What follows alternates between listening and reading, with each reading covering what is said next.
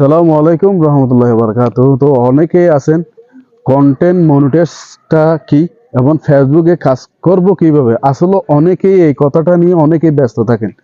তো আপনাদের ব্যস্ততার কারণ আমি আজকে আপনাদেরকে এমন কিছু টিপস শিখিয়ে দেব, যে টিপসটা আপনি ফলো করলে আপনার বিভিন্ন কাজে উপকারে আসবে। তো মেন কথা হচ্ছে ভাই, আপনারা প্রত্যেকেই প্রত্যেকেই ফেসবুকে কাজ করার জন্য যদি আপনাদের আগ্রহ থাকে, আপনারা ফার্স্টে আপনাদের নিজের রাস্তাটা বদলে নেবেন। কারণ এখানে ফেসবুকে এসে অনেকেই 1 মাস 2 মাস কাজ করার পরে অনেকেই ধৈর্য হারা হয়ে যায়। আসলে এই ধৈর্য হারাগুলো আপনি কোনোদিনও হতে পারবেন না।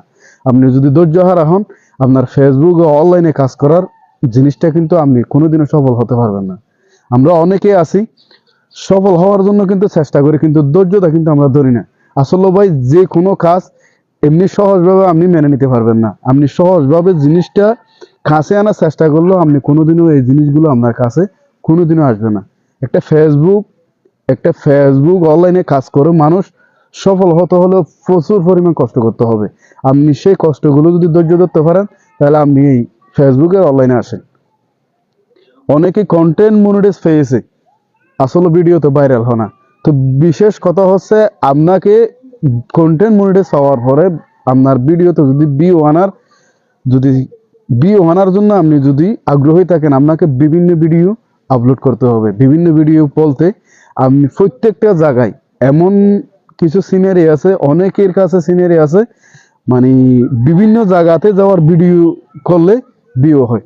আসলে আমরা কিন্তু সবাই কিন্তু ওই ভিডিওগুলো করতে পারি না। আমরা নিজ যে জায়গাতে আমরা থাকি ওই জায়গাতে ভিডিও প্রত্যেকটা দিন ভাই একটা জায়গাতে যদি আপনি ভিডিও দেন, তাহলে আপনার ভিডিওটা কোনোদিনও ভাইরাল হবে না। প্রত্যেকটা মানুষ, আমার কথা হচ্ছে, যারা অনলাইনে কাজ করবেন, আপনারা এমন কিছু সিদ্ধান্ত নেবেন যে ভিডিও বানাতে গেলে আপনাকে একটা ফেজ যদি আপনি দাঁড় করাতে গেলে আপনাকে অনেক প্রচুর পরিমাণ কষ্ট করতে হবে। তো একটা ফেজ এমনভাবে আপনি কাজ করবেন যে ফেজে আসলে আপনারা দেখেন না, অনেকে আছে 1 2 5 6টা পর্যন্ত ফেজ আছে। 6টা পর্যন্ত ফেজ থাকার কারণ হচ্ছে বিভিন্ন ফেজে কাজ করার ফলেও যখন সফল পান নাই, মানে সে রাস্তাটা অনেক পাল্টাইছে। এমনকি একটা ফেজ খুলছে ওইটা নষ্ট হয়ে গেছে, আর একটা ফেজ খুলছে ওইটাও নষ্ট হয়ে গেছে, কিন্তু নষ্ট হওয়ার পরেই এমন একটা ফেজে সে অনেকটা সফল হয়েছে। আসলে বাস্তব কথা হচ্ছে, আপনারা কি করবেন, একটা ফেজ খোলার আগে বিভিন্ন আপনাকে সিদ্ধান্ত পাল্টাতে হবে। আপনি ভিডিও দিতে পারবেন কিনা, প্রতিদিন কোন টাইমে ভিডিও দিতে পারবেন, আর কোন কোন বিষয়ে আপনি ভিডিওগুলো বানাবেন, আপনাকে অনেকটা সিদ্ধান্ত করতে হবে। একটা ফেজ কাড়া করা ভাই এত সহজ না। সবাই ভিডিও দিতে পারে, ভিডিও আপনি এখান থেকে একটা ভিডিও নিলেন, ওইটা আপলোড করলেন, হয়ে যাবে। কিন্তু ভিডিও সবাই দিতে পারে, কিন্তু ভিডিও দিয়ে আপলোড সঠিক নিয়মে কাজ করে এই ফেসবুকে সফল হওয়া অনেক কঠিন ভাই, অনেক কঠিন। এটা আমাদের কথা না, আপনি সব জায়গাতেই সব ভিডিওতে আপনি দেখেন, প্রত্যেকটা ভিডিওর মধ্যে সবাই বলে এখানে কিন্তু সবাই অনলাইন জগতে কাজ করে, কিন্তু কারণ মিথ্যে কথা, কিন্তু সবাই তো মিথ্যে কথা বলে না।